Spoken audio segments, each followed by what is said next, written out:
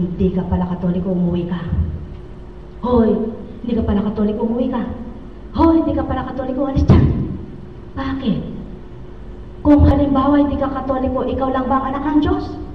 Mga kapatid, iisa lang ang Diyos, tanging isa lamang ang Panginoon. Walang maraming Panginoon, ang tao ang maraming pinapanginoon. Subalit ang tanging iisang Panginoon ay ang Diyos Ama na pinaghari sa pamamagitan ng anak. Tama po ba? Mga minamahal ko, ang Diyos ay pag-ibig at ang Diyos ay liwanag. Paano mo natatanggap ang liwanag at paano nakahariya sa iyo ay pag-ibig? Mga minamahal ko, bukas po, pakita niyo may pag-ibig kayo. Makipagkaisa kayo. Humakbang kayo kahit na sabihing rebulto lamang ang pinoprosesyon nyo. Hindi naman ang rebulto ang inaalaya nyo, kundi ang Espiritong magmamasid sa inyo. Buhay po ba ang Diyos? Pagkunita lamang po, kung may anibersaryo si Sister Faustina, may anibersaryo si Apo Kunching. Buhay po ba ang Diyos? Subalit, paano mo inuugnay ang sarili mo sa kapwa mo at paano mo pinagdama ang pag-ibig sa kapwa mo? Hindi ba't pakikibahagi? Hindi ba't pakikipag-isa? Hindi ba't pagpapabatid na siya'y mahalaga sa iyo? Mga mahal ko, yan ang katotohanan na layon ng Ama sa mga anak niya. Ang pakikipagbahagi, sino ka man, ano ka man, ang kaisa ka sa pananalig at pananampalatayang iisa ang Diyos, ikaliligtas mo kung mabuti ang gawa mo. Buhay po ba ang Diyos? Mga minamahal ko, yan ang pawang katotohanan. Madamot ka naman, sabi mo, kay Kristo ka. Pahiram nga ka ng isang pinggan. Ayoko nga, magagasgas. Mga kapatid ko, buhay po ba ang Diyos? Kahit 10 pinggan ang mawala ngayon, sabi ni Apo Kunching, pag niregaluhan ako, doble pa yan. Buhay po ba ang Diyos? Sa dating buhay ni Apo Kunching, aba, binilang ko ito Bakit nagkaganyan? Hanapin mo. Hanapin mo. Baka naglilipad, naglalakad, si pinggan. Buhay po ba ang Diyos? Oh, maraming ganyan dito ngayon, mga mahal ko.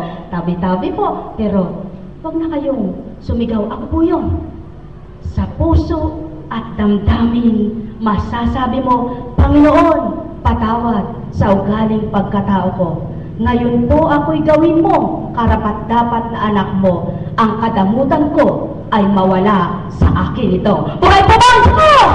Yan ang bawang katotohanan, mga minamahal ko, sapagkat ang buhay ay buhay at walang kwenta ang buhay mo kung walang pakikibahagi sa kapwa mo tao. At paano mo maibabahagi ang sarili mo? Kaya ka lang baga matututong magmahal sa kapwa mo dahil may binibigay ka. Dahil eto, tanda ng pagmamahal ko, mga mahal ko, ang Kristo'y walang binigay na kayamanan sa tao, kundi ang pag-ibig na totoo ang binahagi sa tao. Ang buhay, ang dugo at laman. Hindi ang eto sa laki. Sulong umuwi ka na, mahal kita. Ayaw kitang mahirapan. Dili kaya. Kumain kayo, masarap ang hain ko. Ang pinakain, isda at tinapay. Subalit pinatunayan ang kahiwagaan, ang kadakilaan, ang paglabis ng pagkain na kailanman hindi magkukulang. Yan ang tanda ng walang ubusan. Pagkukulang ang pag-ibig ng Ama sa kanyang mga anak. Buhay po bang Diyos? At kailanman ang biyaya ng Ama, kapag siyang kinilala, di ka katitigangan. Kaldero mo, ilan ang sinain mo? Ilan ang kakain? 5 gatang po. 5 gatang? Kakasya ba yan sa mga kakain na yan?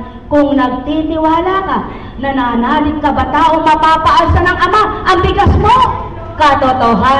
Katotohanan, kaya't ang sumasa Ama ay sumasa anak, at ang sumasa Ama at sumasa anak, hindi kailanman kukulangin ang hahin sa dulangan. Buhay po ba ang Diyos? Mga minamahal ko, tulad ng hain ng Ama, na ang pag-ibig ay walang katapusan, hindi nagkukulang, kahit sinong isilang, kahit sinong mabuhay, ang pag-ibig ng Ama ay walang hangganan. Buhay po ba ang Diyos? Mga minamahal ko, kung tuwiran lamang ang tao ay ganap, at ang katotohanan ay sumasa kanya, tunay ngang mararamdaman niya, kapwa ko mahalaga, sarili ko pagmamahal ang iaalay ko, tao ang amaang sa atin na totoo. Yan ang masasambit mo, tao, hindi yung akin ito, wala kang pakialam dito, akin yan, kailan ka nagkaroon ng sayo. Lahat ay pahiram, pinahiram lamang ito. Sino mang may angkin at sino mang umaangkin, siya'y mayabang na nilalang. Tulad ng buhay na pahiram, mga mahal. Sapagkat ang lahat ay pahiram. Maging ang lahat ng kinakain mo, bagay na ginagamit mo, masasabi mo lang sa iyo dahil pinili mo. Ngunit ang pinambili mo at pinagmula ng pinagbibili mo at binibili mo, tao, nilikha ng Ama sa mundo. Kaya lahat ay pahiram, magpahiram ka ng sarili mo upang matuto't maramdaman ang kapwa mo na may pag-ibig kang totoo. Sumainyo ang kapayapaan, mga minamahal. Buhay po ba ang Diyos? Kay buti mo, Ama, kay dakila mo, tunay nga pong wagas at tapat ang pag-ibig mo. Katulad mo, kapag ang puso mo ngayon ay nalilinisan at ang pumapasok ay pag-ibig, tatagos sa ugat ng iyong paa. Titibok-tibok din ang ugat ng iyong buto at sasabihin sa isip mo, manalig ka, walang sugat na di naghihirap. Walang butas na di matatagpian at walang warak na hindi masusulsihan. Buhay po bang Diyos? Yan ang tawang katotohanan lamang. Maging sabay aari rin sa pag-aari ng tao. Damit niya na kung tamad siya. Makita niyang napupunit. Wala rin siyang masusuot. Wala na siyang may susuot. Tamad talaga siya. Pababayaan niya lang yan. Sasabihin niya, bukas ko natatahiin. Mamaya ko natatahiin. Hanggang nawarak na, lumaki na, hindi na kayang tahiin. Sapagkat anuman ang warak na, mahirap buuin. Kaya kung may lamat pang kakaunti, tagpian na, sulsiyan na. Ano yaon? Yaon ang mga damdamin ninyo na nagsisimula pa lamang ang galit, hinanakit, puot, pagdaramdam, inggit. Sursihan niyo na mga mahal ko. Tagpian niyo na mga mahal ko.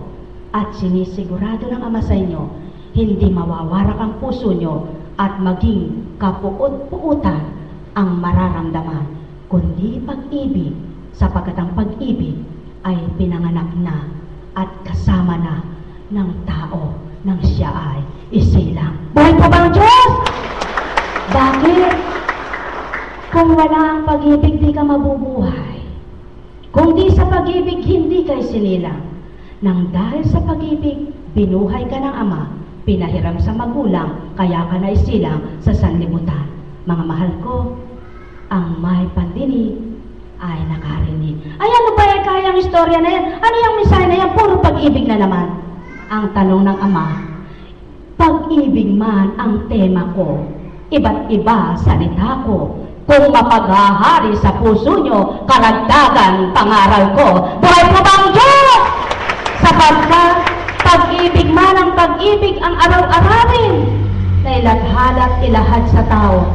May pag-ibig na po ba kayo? Tingnan nga po natin ang pag-ibig natin kung lumalalim. Malalim na ba ang pag-ibig mo sa pananalig? Mapapatunayan mo yan kapag malalim na ang pag-ibig mo sa Ama. Bakit? May imposible ba? Si Job nga, inuuod pa. Ikaw wala pang uod, pero pag minicroscope